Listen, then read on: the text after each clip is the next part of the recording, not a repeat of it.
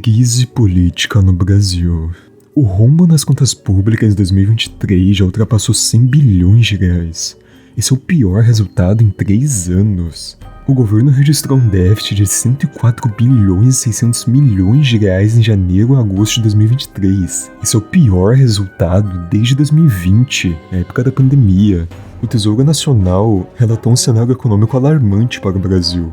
E o Tribunal e o Tesouro Nacional registrou um rombo primário de 45 bilhões e 200 milhões de reais nas contas do governo em junho deste ano.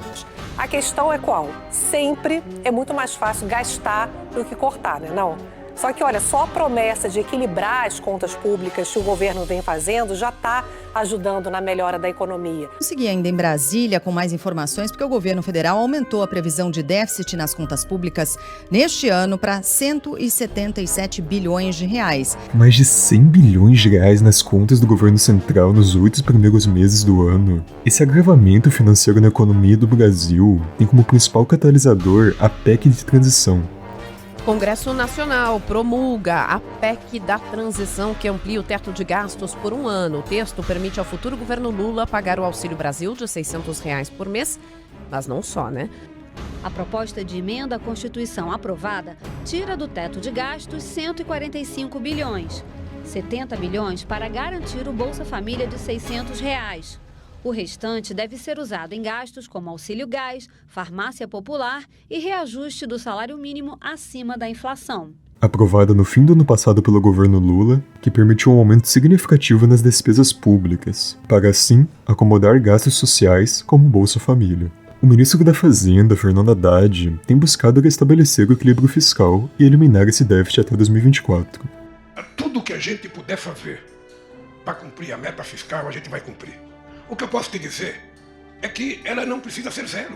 O ministro da Fazenda se reuniu pela manhã com o presidente Lula e depois demonstrou irritação ao ser questionado sobre o cumprimento do chamado déficit zero. A minha meta está estabelecida, tá bom? Tentando estratégias para maximizar a arrecadação do governo. Porém, os números não são positivos. Em agosto, teve a 3ª redução consecutiva na receita. E além disso, o brasileiro já tem visto o aumento da inflação. A pesquisa produzida pela Confederação Nacional da Indústria, CNI, já relatou que o brasileiro vem temendo o aumento da inflação, do desemprego e da pobreza. O brasileiro está muito pessimista com a economia. E não é à toa. No segundo trimestre de 2023, a taxa de desocupação já atinge 8%. Isso significa 8,6 milhões de pessoas desempregadas. E com cada vez mais pessoas recebendo auxílios como Bolsa Família, principalmente na região nordeste do Brasil, onde acontece um grande déficit econômico, graças ao dado deles terem mais pessoas recebendo auxílio do que trabalhando oficialmente, é mais um sinal alarmante para a economia. A economia brasileira já encolheu quase 1% em agosto. Um grande problema que é visto é a ausência de alta em serviços, que representa quase 70% do PIB. Quando a economia vai mal e o povo tem menos condições monetárias, inevitavelmente a área de serviço acaba por decair. Mas a queda em agosto não significa necessariamente que o PIB vai entrar em queda. A inflação acumulada nos últimos 12 meses já atinge 5,19%. E o fato do governo estar torrando dinheiro em programas sociais é mais um fato alarmante para o nosso país. O aumento da taxação, que atingiu 92% nas compras da AliExpress, acabou por derrubar o discurso de Haddad e Janja. Geraldo Alckmin já afirmou que o projeto de lei orçamentária anual elevou em 12.650% as verbas federais voltadas à moradia no Brasil, passando de 80 milhões em 2023 para 10 bilhões em 2024. E mesmo após promessas do Lula, que estaria colocando o rico no imposto e o pobre no orçamento, a situação da taxação no Brasil só vem piorando, principalmente para a classe mais pobre.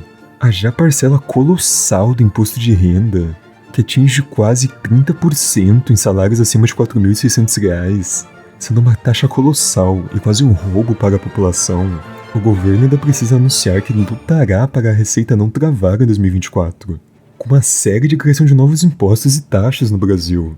O governo já anunciou que pode criar uma nova taxa para o uso de internet no Brasil. Além disso, o governo Lula também quer voltar a tributar remédios isentos de impostos, sendo planejado que cerca de 390 tipos de medicamentos terão seus impostos de volta. E além de o governo já avaliou a criação de um imposto de uma taxa de importação mínima de 20% para encomendas internacionais. E mesmo com todo esse desespero para manter as contas em dia, o governo continua torrando dinheiro, com uma pressão que Lula fez para Tebet para autorizar $1 bilhão da economia brasileira para a Argentina, para tentar barrar a eleição de Milei. O Congresso já aprovou um crédito de 200 milhões para cobrir despesas de pessoal da União.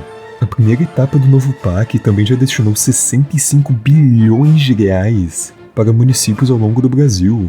O presidente Lula também já anunciou o Plano Safra, que recebeu um financiamento de 364 bilhões de reais, em uma tentativa de fortalecer o sistema de produção. O governo Lula já ordenou o bloqueio de 332 milhões de reais destinado para a educação. O Senado autorizou que o governo não cumprisse o piso da saúde, pois seria preciso desembolsar mais de 20 bilhões de reais. Lula também cortou a verba para o combate à criminalidade.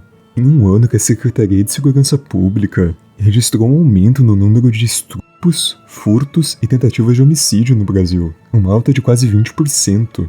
Além das invasões do MST em 8 meses do governo Lula, superaram toda a gestão do governo Bolsonaro. A Petrobras, nesse ano, decidiu adotar uma nova estratégia depois de 6 anos de manter os preços abaixo do PPI, preço de paridade de importação, o que também só vai resultar para mais gastos por parte do governo, que a longo prazo só vai gerar mais aumentos.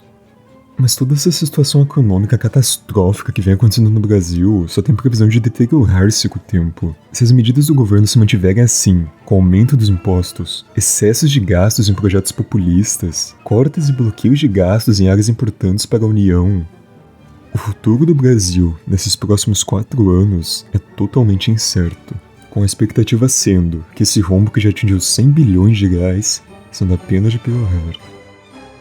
Eu sou a Mini Drew, e até a próxima.